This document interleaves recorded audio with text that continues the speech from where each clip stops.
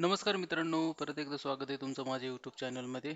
मित्रांनो, माझं YouTube channel हे टेक्निकल रिलेटेड व्हिडिओज यासाठी बनवलेलं आहे. यामध्ये सर्व गोष्टी सामावलेल्या आहेत, जसं की ऑनलाईन फॉर्म फिलिंग असेल, ऑनलाईन ऑनलाईन नेटवर्क रिलेटेड कोणते पण इश्यूज असतील, जसे की फॉर्म फिलिंग असेल, त्यामध्ये काही अपडेट असतील त्याबद्दल व्हिडिओज असतील. त्याचबरोबर कॉम्प्युटर्स रिलेटेड काही पण जे अपडेट असेल टेक्निकल रिलेटेड ते या चॅनलवर मी व्हिडिओ पोस्ट करत जाईल.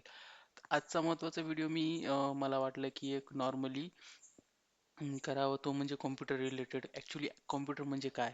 कॉम्प्युटर म्हणजे काय हा सर्वांना प्रश्न पडलेला असतो, पण कॉमनली सर्व ठिकाणी कॉम्प्युटर यूज केले जातं. पण आपण ढोबळ मानाने विचार करतो की कॉम्प्युटर हे प्रत्येक ऑफिसमध्ये, शाळेमध्ये, याच्यामध्ये आणि कॉम्प्युटरवर सगळ्या प्रकारचे कामं होतात.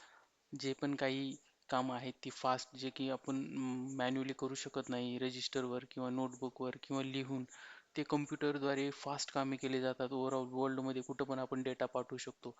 पण आपण कधी असा विचार करत नाही नॉर्मली, ज्यांनी कॉम्प्युटर फील्डचे जे लोक नाहीत, ठीक आहे, त्यांना एक कुतूहल असतं की ॲक्च्युली असतं काय कॉम्प्युटर, पण कामाच्या अभावी किंवा त्याच्याकडे वेळ नसल्यामुळे त्यांना ते माहीत करून घेणं पॉसिबल नसतं. तर ह्या व्हिडिओच्या माध्यमातून मी तुम्हाला एक साध्या सरळ सोपी भाषेमध्ये मी कम्प्युटरची व्याख्या सांगणार आहे की ॲक्च्युली असतं कम्प्युटर काय आणि डेटा प्रोसेस कुठं होतो, कोणत्या कम्प्युटर पार्टचा काय उपयोग आहे, या प्रकारची माहिती ह्याच्यामध्ये व्हिडिओमध्ये देणार आहे.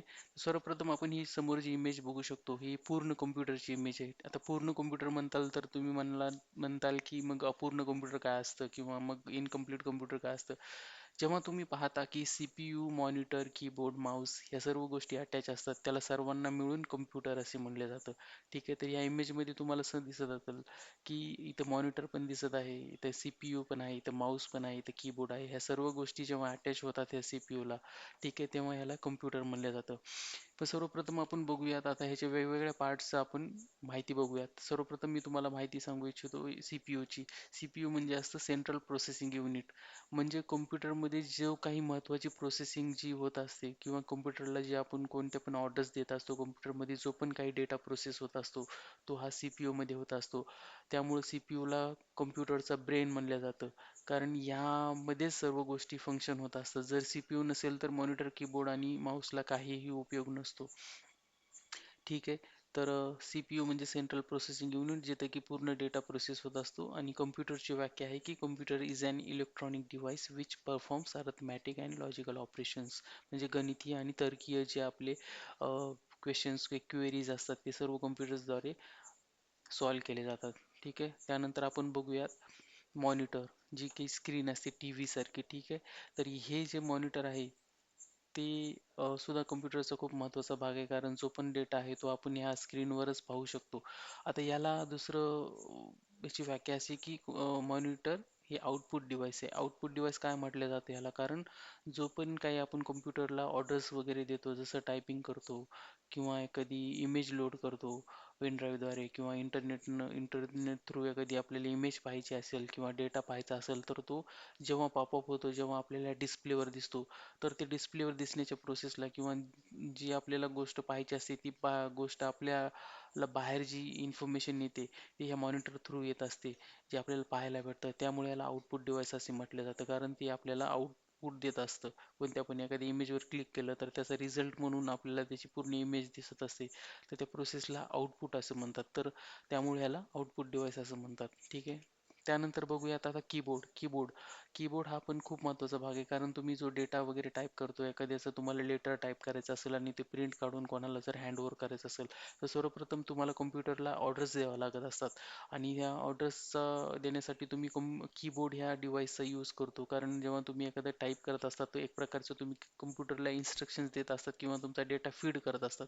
आणि ह्या प्रोसेसला तुम्ही ह्या फंक्शनमुळं, या कार्यामुळं या कीबोर्डला इनपुट डिव्हाइस असं म्हणतात. कारण इनपुट म्हणजे तुम्ही काहीतरी माहिती इन्सर्ट करत आहात कॉम्प्युटरमध्ये.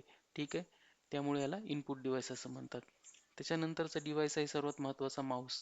माऊस हा डिव्हाइस महत्त्वाचा कशामुळे, कारण तुम्ही काही पण डेटा सिलेक्ट करत असाल, आता जसं मी कर्सर मूव्ह करतोय किंवा इथं मला काही पण सिलेक्ट करायचं असेल तरी माऊसच्या यूज न मी करू शकतो.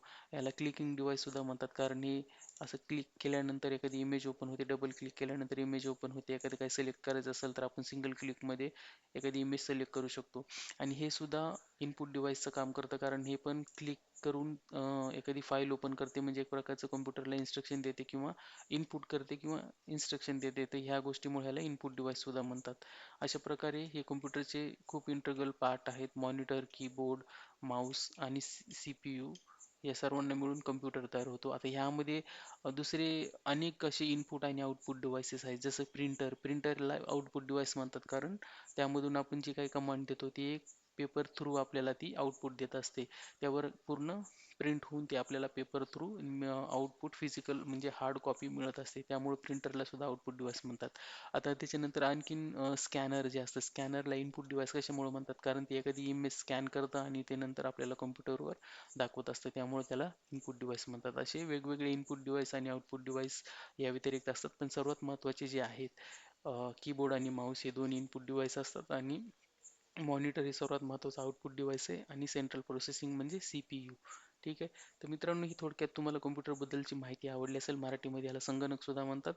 तर हा जर व्हिडिओ तुम्हाला आवडला असेल तर नक्की चॅनलला सबस्क्राईब करा आणि बेल आयकॉनवर क्लिक करा, कारण येणाऱ्या अशाच युजफुल आणि एज्युकेशनल टेक्निकल रिलेटेड व्हिडिओजचे तुम्हाला अपडेट येत राहतील. धन्यवाद.